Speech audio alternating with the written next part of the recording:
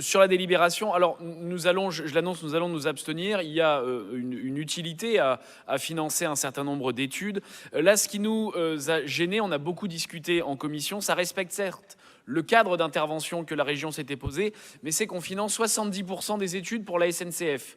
Je rappelle quand même que, et le président Muselier nous parle que sans cesse que la région n'est pas le tiroir caisse d'autres collectivités ou d'autres grandes entreprises. Je rappelle que la SNCF sur l'année dernière, c'est 2,425 milliards d'euros de bénéfices. Plus que notre budget. Et donc on finance à 70% des études que la SNCF, qui a été ultra bénéficiaire l'année dernière, pourrait peut-être se payer, ou en tout cas on n'aurait pas, selon notre avis, à financer 70% de ces études.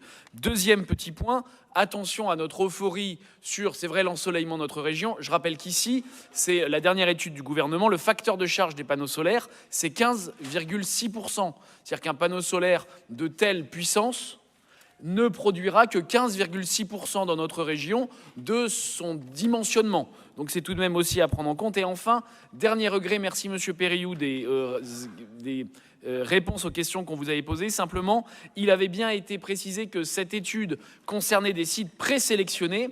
Et donc, selon nous, la SNCF connaît déjà les sites présélectionnés et il aurait été bon que la SNCF nous les fournisse afin de pouvoir nous rendre compte de l'étendue des études que nous finançons à raison de 70% pour une structure qui a des bénéfices records et qui pourrait peut-être se les payer elle-même, ou en tout cas pas dans les proportions sur lesquelles on s'est engagé à les payer, même si ça respecte le cadre d'intervention. Pour toutes ces raisons, nous nous abstiendrons sur la délibération et merci de prendre en compte ce facteur environnemental pour les panneaux, pour les prochaines délibérations. L'engagement de la commande publique de la région n'est pas forcément imposé à nos partenaires pour lesquels nous finançons les choses, comme la SNCF, d'où l'utilité de les inscrire aussi dans les conventions, au-delà de ce que la région peut faire elle-même. Merci.